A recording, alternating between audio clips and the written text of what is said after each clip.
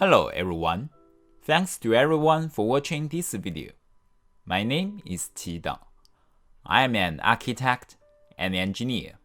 Today's video is titled Fluid Statics, and it is going to provide you a broad overview of pressure at a point, and also the basic equations for pressure field. I'm going to give you an overview of what I'm covering today's video.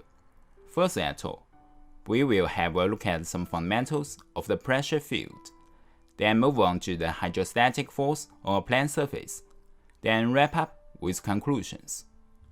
In this video, we will consider an important part in which the fluid is either at rest or moving in such a manner that there is no relative motion between adjacent particles. In both instances, there will be no shearing stresses in the fluid, and the only forces that develop on the surfaces of the particles will be due to the pressure. The term pressure is used to indicate the normal force per unit area at a given point acting on a given plane within the fluid mass of interest. A question that immediately arises is how the pressure at a point varies with the orientation of the plane passing through the point. To answer this question, consider the free body diagram, illustrated in this figure, that was obtained by removing a small triangular wedge of fluid from some arbitrary location within a fluid mass. Since we are considering the situation in which there are no shearing stresses, the only external forces acting on the wedge are due to the pressure and the weight. For simplicity, the forces in the x direction are not shown, and the z-axis is taken as the vertical axis, so the weight acts in the negative z direction.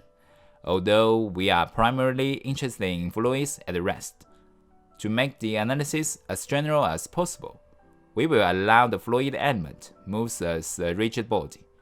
That is, there is no relative motion between adjacent elements.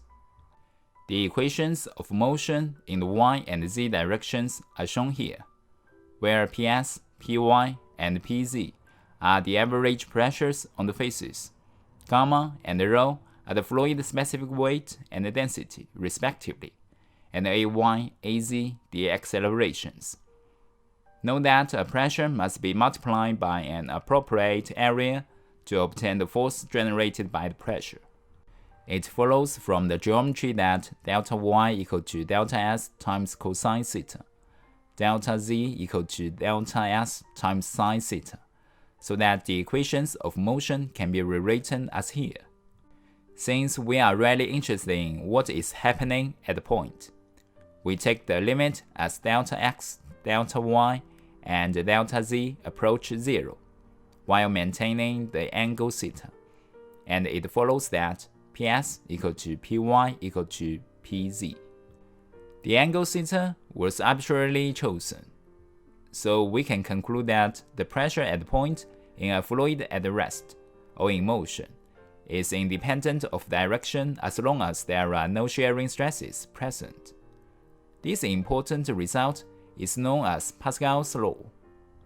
Although we have answered the question of how the pressure at the point varies with direction, we are now faced with an equally important question. How does the pressure in a fluid in which there are no shearing stresses vary from point to point? Next, we will try to answer this question. To answer this question, consider a small rectangular element of fluid removed from some arbitrary position within the mass of fluid of interest as illustrated in this figure. There are two types of forces acting on this element: surface forces due to pressure and body force, equal to the weight of the element. If we let the pressure at the center of the element be defined as P, then the average pressure on the various faces can be expressed in terms of P and its derivatives, as shown in this figure. We are actually using a Taylor series expansion of the pressure at the element center to approximate the pressures a short distance away and neglecting higher order terms that will vanish as we let delta x, delta y, and delta z approach 0. This is illustrated by the figure in the margin. For simplicity, the surface forces in the x direction are not shown. The resultant surface force in the y direction is this equation. Similarly, for the x and z directions, the resultant surface forces are shown here. The resultant surface force acting on the element can be expressed in vector form as this equation, where I, j, and k are the unit vectors along the coordinate axis shown in this figure. The group of terms in parentheses represents in vector form the pressure gradient and can be written as this equation, and the symbol nabla is the gradient or their vector operator. Thus, the resultant surface force per unit volume can be expressed as this equation. Since the z-axis is vertical, the weight of the element shows here, where the negative sign indicates that the force due to the weight is downward, in the negative z direction. Newton's second law, applied to the fluid element, can be expressed as here, where sigma delta F represents the resultant force acting on the element. A is the acceleration of the element, and delta m is the element mass, which can be written as rho times delta x, delta y, delta z. It follows as these derivations. This equation is the general equation of motion for a fluid in which there are no shearing stresses. For a fluid at rest, A equal to 0, this equation reduces to this expression, or in those components forms. These equations show that the pressure doesn't depend on x or y. Thus, as we move from point to point in a horizontal plane, any plane parallel to the xy plane, the pressure doesn't change. Since P depends only on z, the last of those equations can be written as the ordinary differential equation, dP over dz equal to minus gamma. This equation is the fundamental equation for fluids at rest, and can be used to determine how pressure changes with elevations. Since the specific weight is equal to the product of fluid density and the acceleration of gravity, gamma equal to rho times g. Changes in gamma are caused by a change in either rho or g. For most engineering applications, the variation in g is negligible, so our main concern is with the possible variation in the fluid density. In general, a fluid with constant density is called an incompressible fluid. For liquids, the variation in density is usually negligible, even over large vertical distances, so that the assumption of constant specific weight when dealing with liquids is a good one. Now we know the basic equation for pressure field. Next, we will introduce how it works. When a surface is submerged in a fluid, forces develop on the surface due to the fluid. For fluids at rest, we know that the force must be perpendicular to the surface, since there are no shearing stresses present. We also know that the pressure will vary linearly with steps, as shown in this figure, if the fluid is incompressible. For a horizontal surface, such as the bottom of a liquid-filled tank, as shown in figure A, the magnitude of the resultant force is simply Fr equal to P times A, where P is the uniform pressure on the bottom and A is the area of the bottom. For the open tank shown, P equal to gamma times H. For the more general case, in which a submerged plane surface is inclined, as is illustrated in this figure, the determination of the resultant force acting on the surface is more involved. For the present, we will assume that the fluid surface is open to the atmosphere.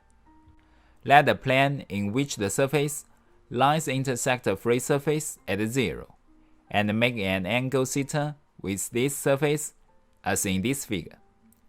The xy coordinate system is defined, so that 0 is the origin and y equal to 0 is directed along the surface as shown.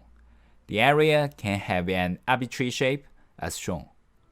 we wish to determine the direction, location, and magnitude of the resultant force acting on one side of this area due to the liquid in contact with the area. At any given depth h, the force acting on dA is dF equal to gamma times h times dA, and is perpendicular to the surface. Thus, the magnitude of the resultant force can be found by summing these differential forces over the entire surface. In this equation form, h equal to y times sine theta. The integral appearing in this equation is the first moment of the area with respect to the x-axis, so we can write as yc times a, where yc is the y-coordinate of the centroid of area A, measured from the x-axis, which passes through 0, so that we obtain this equation. Whereas shown by the figure in the Morgan, hc is the vertical distance from the fluid surface to the centroid of the area. Note that the magnitude of the force is independent of the angle theta. Although our intuition might suggest that the resultant force should pass through the centroid of the area, this is not actually the case. The y-coordinate yr of the resultant force can be determined by summation of moments around the x-axis. That is, the moment of the resultant force must equal the moment of the distributed pressure force, and the equation shows here. The integral in the numerator is the second moment of the area, moment of inertia, Ix, with respect to an axis formed by the intersection of the plane containing the surface and the free surface, x-axis. Thus, we can write this equation. Use can now be made of the parallel axis theorem to express Ix as this equation, where Ixc is the second moment of the area with respect to an axis through its centroid and parallel to the x-axis. Thus, we obtain yr equation. The x-coordinate, xr, for the resultant force can be determined in a similar manner by summing moments about the y-axis. Thus, we have xr equation, where Ixy is the product of inertia with respect to the x and y axis. Again, using the parallel axis theorem, we can write this equation, where Ixyc is the product of inertia with respect to an orthogonal coordinate system passing through the centroid of the area and formed by a translation of the xy coordinate system. Centroidal coordinates and moments of inertia for some common areas are given in this figure. From conclusions, what we learned: the pressure variation in a fluid at rest is considered, along with some important consequences of this type of pressure variation. It is shown that for incompressible fluids at rest, the pressure varies linearly with depth. This type of variation is commonly referred to as hydrostatic pressure distribution. Okay, thanks to everyone for watching my video today, and I do hope you found the video informative and that you learned some things from it. If you do have any questions, then you can write comments and messages. I am happy to answer any questions. Thanks for your watching.